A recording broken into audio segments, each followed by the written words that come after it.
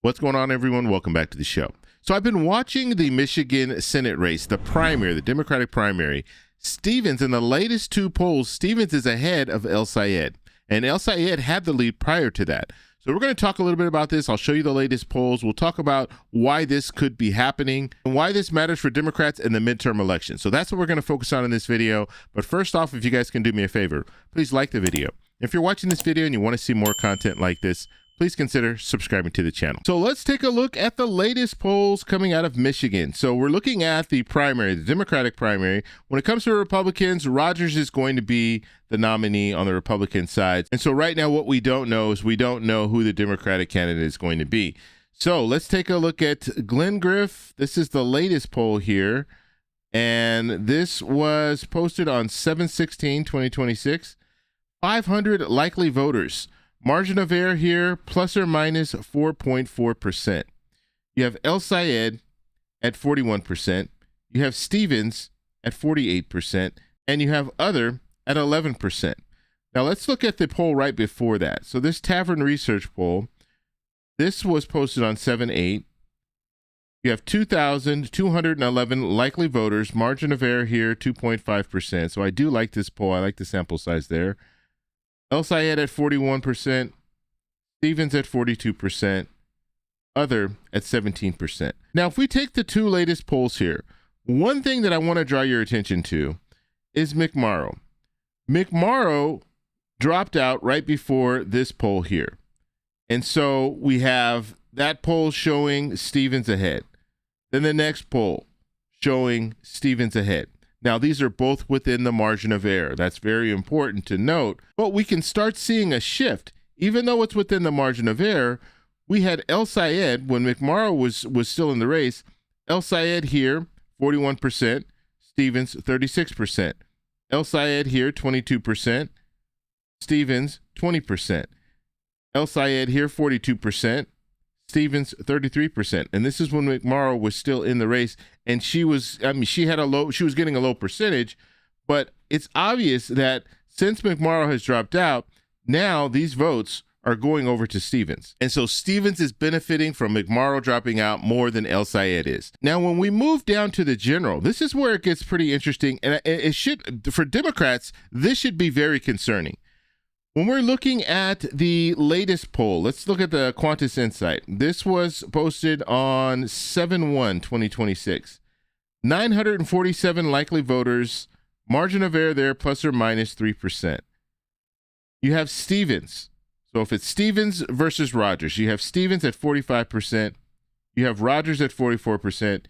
You have other at 11%. Now, why is this concerning?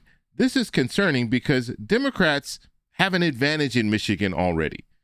But when we're looking at the polling, the race is very close, very close. And so, and even if you go down and you look at some of the other polls here, the poll right before that, this Mitchell Research, this was posted on 6/17/2026, 827 likely voters, margin of error there, plus or minus 3.4%, Stevens at 41%, Rogers at 45%, other at 14%. These both fall within the margin of error. Both of these polls fall within the margin of error, but you have Rogers, actually winning a poll there, if you want to look at it that way. And then you have some other polls here. You have Stevens winning these two polls, 43% to 42%, and then 48% to 41%. And so this 48% to 41%, this is outside of the margin of error, which is good for Democrats. And this is the TIPP poll. So that is what we're looking at when it comes to Stevens versus Rogers. But what if it's El-Sayed versus Rogers? If we're looking at El-Sayed versus Rogers, Quantus Insight, this was posted on that same day, 7/1. The sample size is exactly the same. You have El-Sayed at 45%. You have Rogers at 44%. You have other at 11%. In this Quantus Insight poll, it's identical. The numbers are identical. Now, if we move down to Mitchell Research, this was posted on 6/17/2026, 827. So you have the same sample size. And in this Mitchell Research, it's showing El-Sayed at 47%, Rogers at 42%, and then other at 11%. But you see here, El-Sayed in this Mitchell Research poll, El-Sayed is winning over Rogers Whereas the other poll that we looked at, you had Rogers leading over Stevens.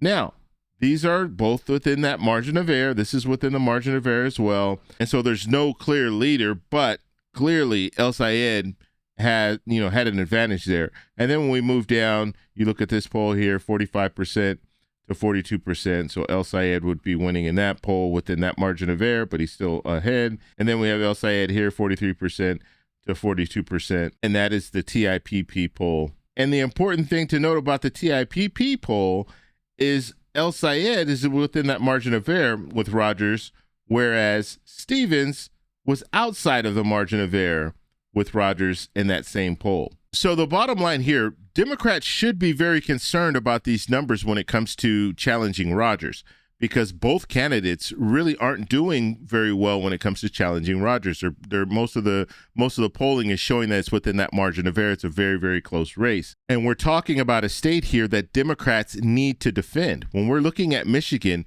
Democrats have to defend Michigan if they want to even have a chance to take back control of the Senate. And so if Rogers is polling very close to both Stevens and El-Sayed, that could be problematic. Because when we're looking at this map, in order for Democrats to take back control of the Senate, they need to net 4 seats. And so they need to defend Georgia, they need to defend New Hampshire, they need to defend Michigan, and then they need to net 4 seats. And so if we saw a hiccup here, let's just say we see a scenario where Rogers, the Republican, wins in Michigan. And so now Democrats would be in a situation where they need to flip 5 seats instead of flipping 4 seats. And so just looking at the map, it would be very hard for them to do that. But I think their best chance is still going to be in North Carolina. They would have to win in Maine. They would have to win in Alaska. So that's 3. And then they would need to flip 2 more states. I think Ohio is a possibility and Texas is a possibility.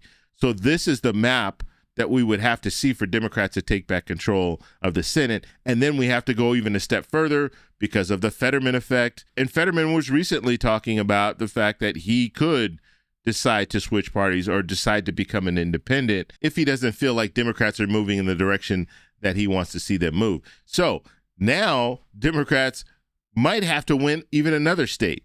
Okay, they might need to even win Iowa in order to take back control. And so this is the way the map would look if Democrats lose in Michigan. But let's be realistic here.